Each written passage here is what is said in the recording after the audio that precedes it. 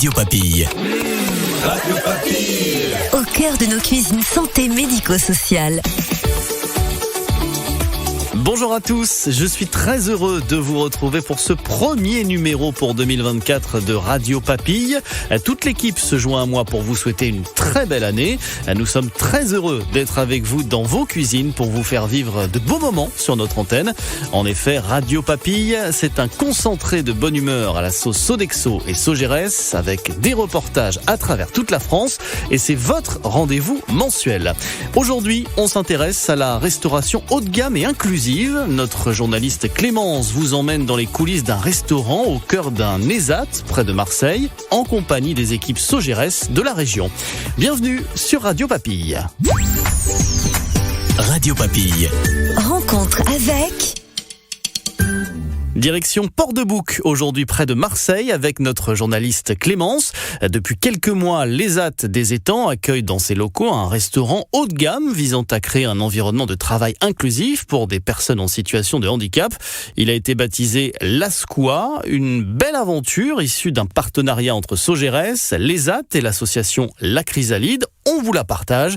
Écoutez bien ce reportage puisqu'il vous permettra aussi de gagner un super couteau Opinel personnalisé Radio Papille. Et ça, c'est vraiment la classe. Pour cela, une question toute simple. Que signifie Asquois ? La réponse tout de suite dans le reportage. Au restaurant L'Asquois, ce mercredi matin, on tombe sur le chef Nicolas Ivanès en train de goûter un chocolat pour préparer le dessert de la nouvelle carte. Il accepte de nous en dévoiler les grandes lignes.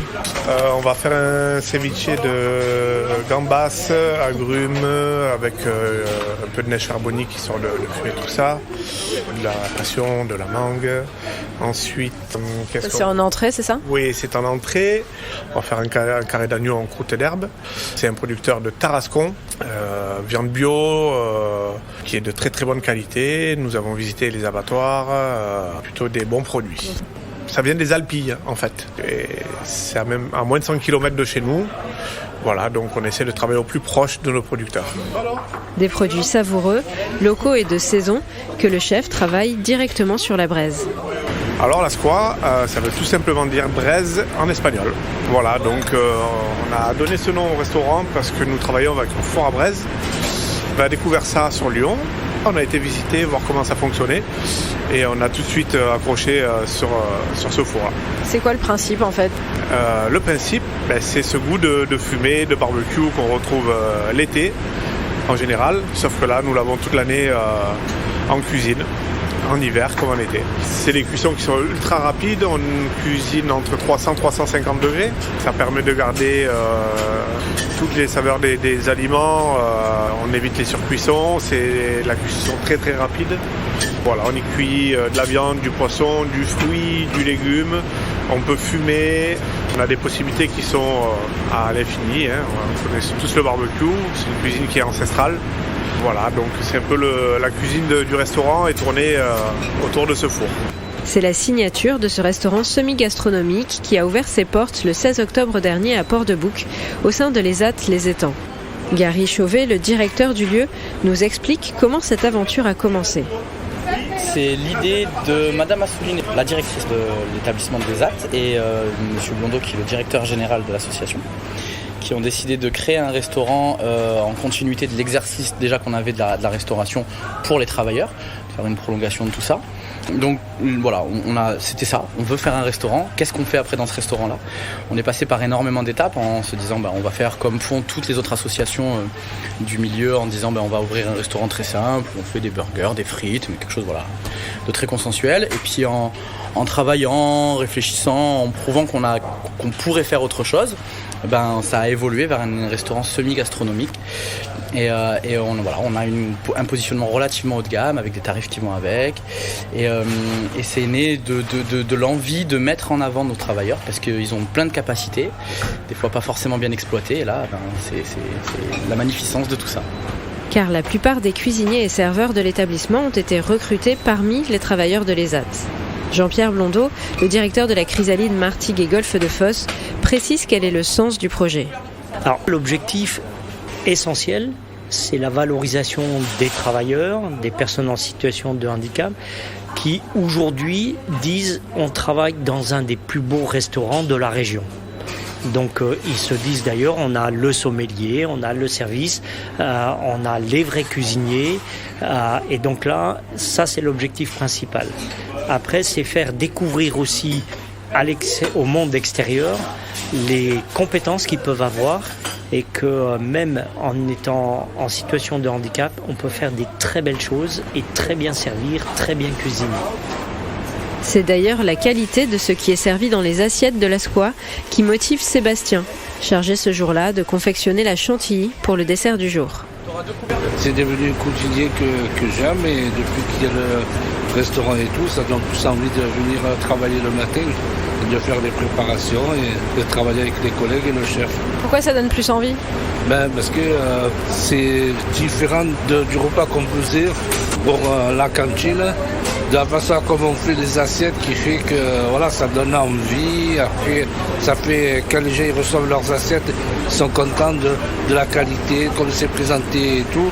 Alors du coup, ça donne envie parce que on reçoit beaucoup de félicitations un peu de partout et du coup, on montre qu'on est capable de travailler, quoi. Et ça vous rend fier ? Oui, je suis fier qu'au moins des personnes comme nous, comme les travailleurs handicapés comme nous, on est à la même enseigne que tout le monde. La bonne humeur et la fierté, voilà ce qui domine aujourd'hui dans le restaurant. Mais les débuts n'ont pas forcément été faciles, comme le raconte Gary Chauvet. Quand on leur a présenté la première fois en disant on va faire de la restauration gastronomie, ils ont eu peur parce qu'ils sont pas conscients qu'ils sont capables de faire des choses. Ils sont toujours en panique sur ce genre de produit-là parce qu'ils se disent mais ça va nous sortir de ce qu'on sait faire, on les a sortis de leur zone de confort, mais à force de leur expliquer que ça va juste aller, qu'il y aura une formation, qu'il y aura un accompagnement, qu'on est présent, au final ça sort très bien, il n'y a plus de peur maintenant. Cette évolution, Corinne, monitrice à l'ESAT, l'a elle aussi accompagnée. Elle en voit tous les bénéfices aujourd'hui. Je pense que c'est déjà un peu les sortir de l'ESAT, du travail de l'ESAT. C'est déjà un petit pas vers l'extérieur, avec la possibilité peut-être un jour d'aller vraiment travailler dans un restaurant hors les murs de l'ESAT et avec un employeur fixe, un salaire fixe, d'autres objectifs, quoi. Une vie qui ressemble plus à des personnes qu'on peut dire normales. Une vie plus autonome en fait. Voilà, c'est ça. Et eux, je pense que c'est vraiment quelque chose qui peut les attirer en fait pour l'avenir. Pouvoir un jour travailler dans un restaurant ordinaire, Gaëtan l'envisage sérieusement désormais. Cette perspective était pourtant inimaginable lors de ses premiers jours. Quand j'ai commencé ma toute première fois en formation devant les clients et tout, j'avais stressé. J'ai failli casser des assiettes ou des verres. Donc, vous avez rien cassé en fait ? J'ai eu de la chance. Sinon, franchement, au niveau service, j'ai bien réussi.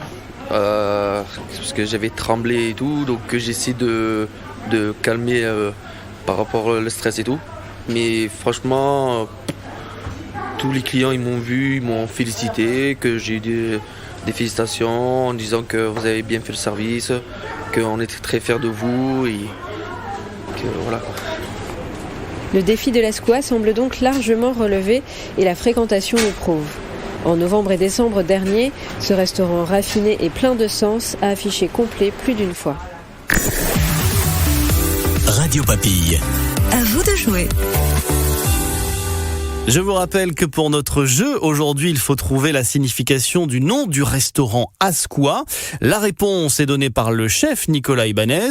Un petit indice, c'est un mot d'origine espagnole. Vous pouvez gagner, on le rappelle, un super couteau Opinel personnalisé Radio Papille. Alors, n'hésitez pas à envoyer votre réponse à contact@radiopapille.fr. Vous avez jusqu'au 16 février pour participer. Le gagnant sera tiré au sort parmi les bonnes réponses. Et puis, n'hésitez pas non plus à nous envoyer vos questions, vos réactions, vos dédicaces et même souhaiter l'anniversaire de votre collègue. Une seule adresse pour ça, contact@radiopapille.fr.